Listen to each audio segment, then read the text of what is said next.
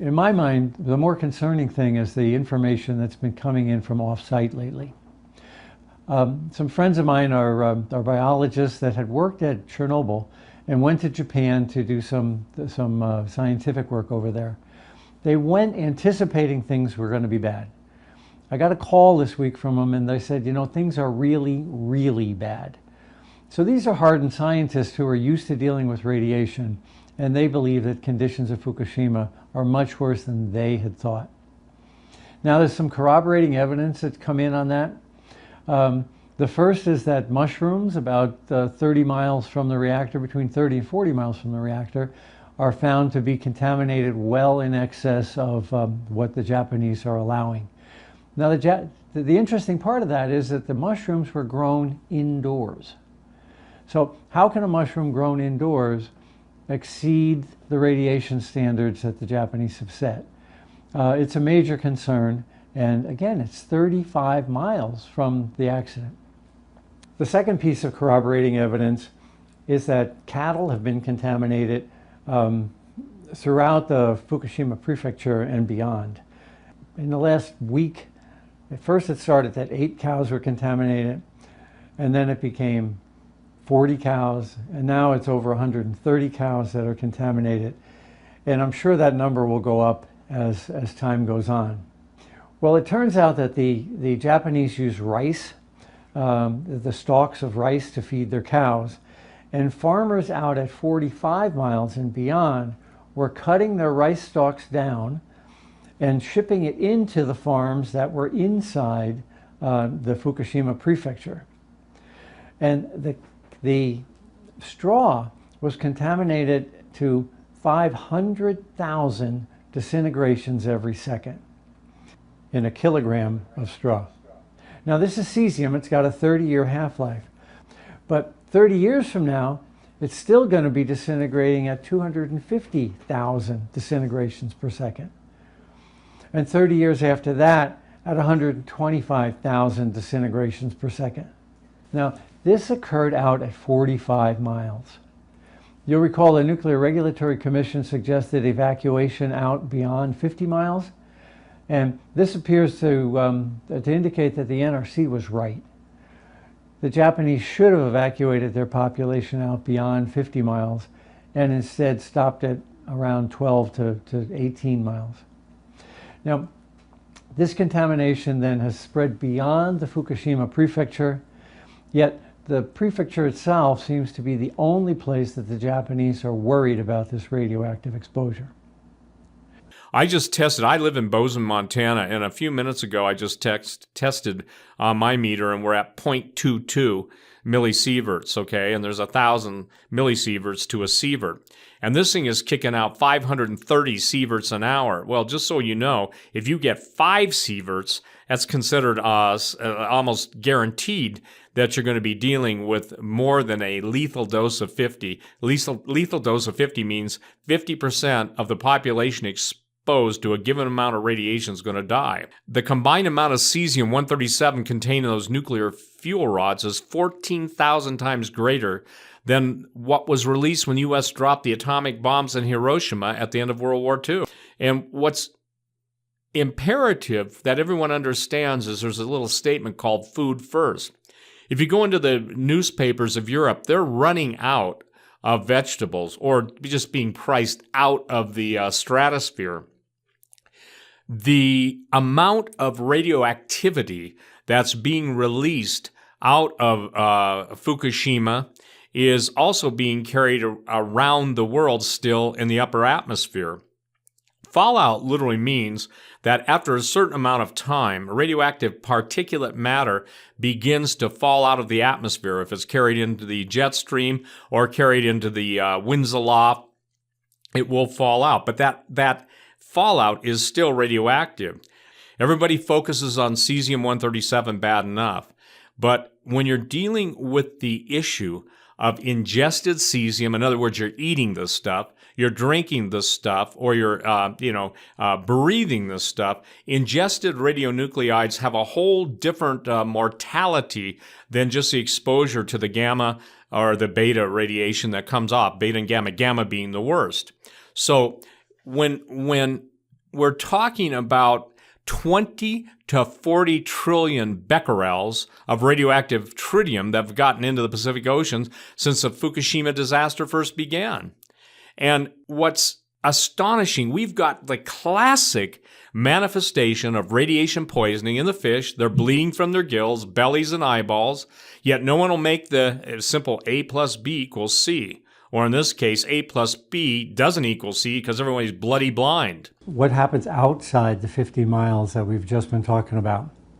It's already pretty clear based on the radiation in the straw that we discovered that the radiation, even out as far as 50 miles, is as high in some areas as Chernobyl was. Well, what about further? Let's take a look at Tokyo, and I'm concerned there too. First, the sewage treatment plants in Tokyo have contaminated their sewage sludge. Now, normally that material is used in building construction material, but it's so radioactive it has to be stored outside under tarps until someone can figure out a way to get rid of it. The second thing is, a Japanese gentleman sent me a lab report. This person took it into their own hands to pay for a lab to analyze data on the street near a playground in Tokyo. Here's the lab report. It shows that there's 53,000 disintegrations per second in a kilogram, about 2.2 pounds of material on the side of a street near a playground in Tokyo. Now, this person was so concerned that they went to the mayor of that town, and the mayor said, "I'm not worried about it." Here's a citizen with his own money, paid for a lab report, and could get nowhere with his local government. Well, there's another piece of data, and that comes out of the National Cancer Center Hospital near Tokyo as well. It's been on their website since a couple days after the accident. The report shows that on March 24th, that's 9 days after the accident, the radioactive background outside the hospital was 30 times higher than the radioactive background inside the hospital. There was deposition of hot particles on the soil, and it was significant enough to increase the amount of radiation that the detectors were picking up by a factor of 30. Now, a National Cancer Hospital clearly knows how to measure radiation, so these are experienced scientists. Last report I want to share with you is every day I get an email from a prominent Japanese physicist named Dr. Glenn Saji. And he was their secretariat of the Nuclear Regulatory Commission in Japan. And he wrote 2 days ago this, and it has to do with the straw that's been discovered near Fukushima. "I believe it is due to storing straw in a field at the time the plume passed by during the first week of the accident. In particular, due to the black rain." Now, black rain is not a term I'm sure he uses lightly, but it clearly was experienced in Japan after the accident.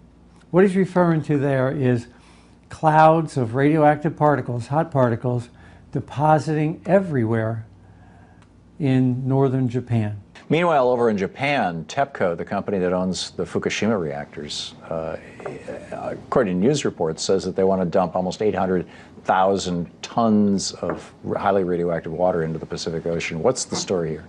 Well, you know, the nuclear reaction, it creates all kinds of radioactive isotopes.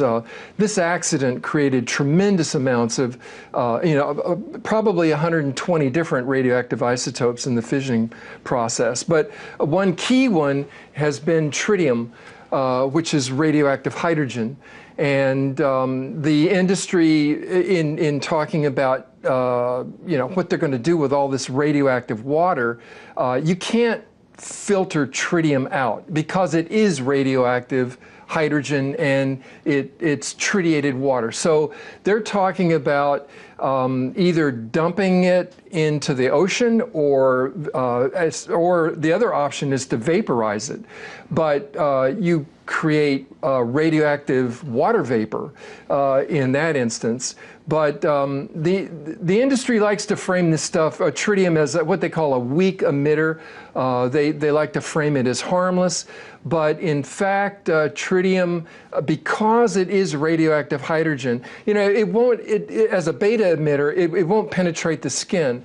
But if you ingest it or inhale it, it will then displace the normal natural hydrogen with radioactive hydrogen, and then it starts to incorporate at the most intimate biological levels, where it will start bumping hydrogen out of the DNA chain.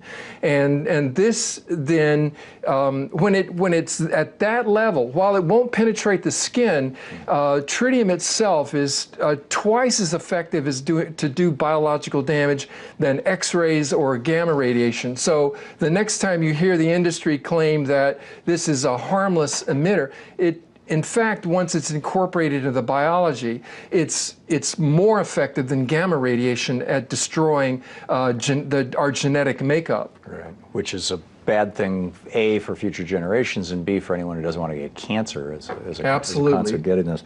Over 20 species now are near collapse. The halibut, the herring, the salmon. Not only did the salmon not come back last year, I think it was 80% of them didn't come back, but the young salmon that were born when those that did come back went up their streams of origin and were able to produce baby salmon before dying. The baby salmon, when they go out to sea, are dying en masse. And these imbecile, no, they're not imbeciles, they're cowards. These cowardly marine biologists will not say the R word. They say, well, something's causing acidification. There's a virus. They're lying. They're not telling the truth. No one will say it could be related to the radiation that's being dumped into the ocean around the clock for over 3.5 years now. They won't say that. I salute some of you folks in Alaska who are involved in the fishing industry. It took the fishermen up there to demand that the fish be tested for radioactivity. Not all the captains, just a few, but some did. And they found out what they suspected was there.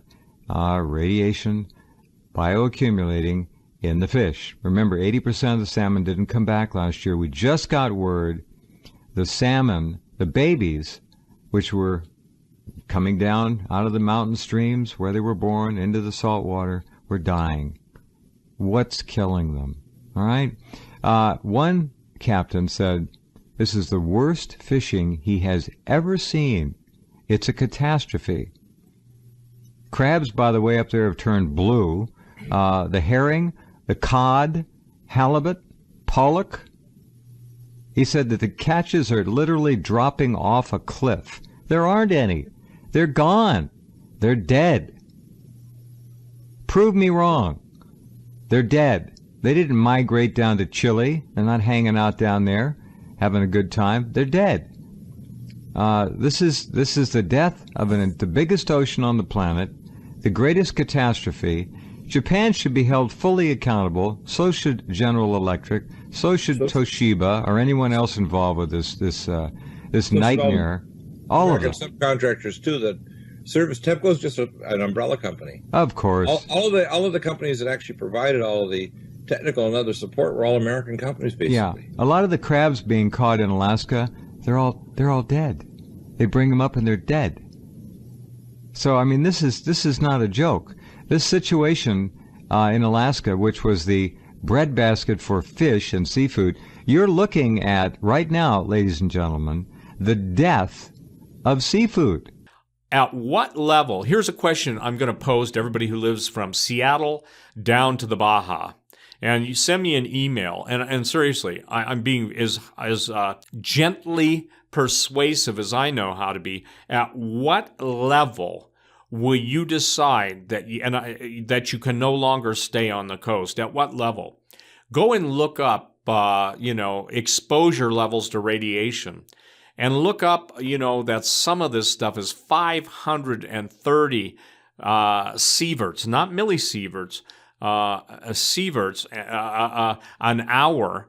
And the thing is if you look at, lethal dose over a lifetime, I think most of the charts are 275, and that's over your lifetime. If you were exposed to just, thousands of this, they'd be treating you for radiation sickness. So that's why the fish are bleeding. Well, that's why they're being mutated. That's why everything's beaching. That's why they're dying. The food chain is interrupted.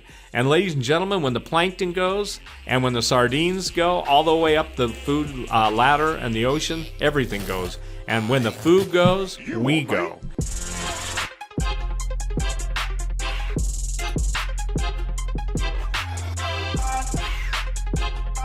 Yeah.